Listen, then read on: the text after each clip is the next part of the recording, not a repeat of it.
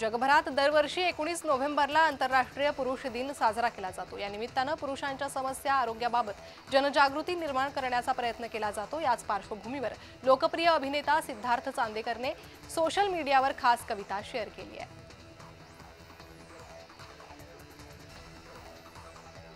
बॉलिवूड अभिनेत्री ऐश्वर्या राय हिनं नुकतीच सत्यश्री साई बाबा यांच्या जन्मशताब्दी समारंभात हजेरी लावली होती। आंध्र प्रदेशातील या कार्यक्रमात पंतप्रधान नरेंद्र मोदींनी देखील हजेरी लावली। यावेळी जगात फक्त एकच जात आहे, ती माणुसकीची जात आहे, एकच धर्म आहे जो प्रेमाचा धर्म आहे, असं तिनं म्हटलं।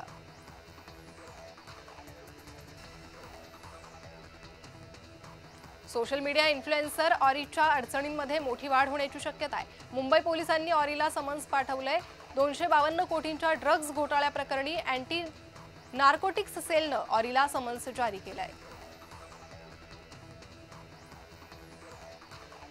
माधुरी दीक्षितनं तिच्या आगामी सिरीजची घोषणा केली आहे। अभिनेत्री लवकरच मिसेस देशपांडे या सायकोलॉजिकल थ्रिलर प्रोजेक्टमध्ये दिसून येईल। माधुरी दीक्षितसह या सिरीजमध्ये लोकप्रिय मराठी अभिनेता सुद्धा झळकणार आहे।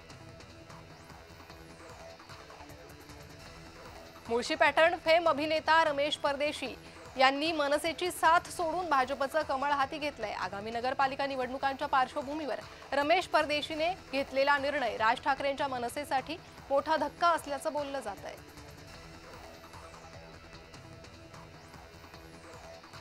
दिग्गज दिग्दर्शक एस राजामौली भगवान हनुमानावर केलेल्या एका वक्तव्यामुळे अडचणीत सापडलेत। एस राजामौलींविरोधात हिंदू सेनेचे राष्ट्रीय अध्यक्ष विष्णू गुप्ता यांनी दिल्ली पोलिसांकडे तक्रार दाखल केली आहे।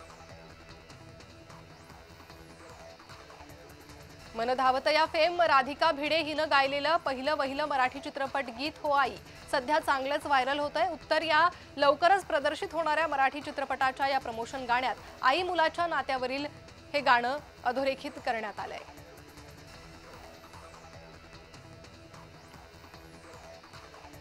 मी सावित्रीबाई ज्योतिराव फुले ही मालिका येत्या 5 जानेवारीपासून प्रेक्षकांच्या भेटीला येत असून विशेष म्हणजे या मालिकेद्वारे खासदार आणि अभिनेते डॉक्टर अमोल कोल्हे बऱ्याच वर्षांनी पुन्हा मालिकांमध्ये पुनरागमन करतायत।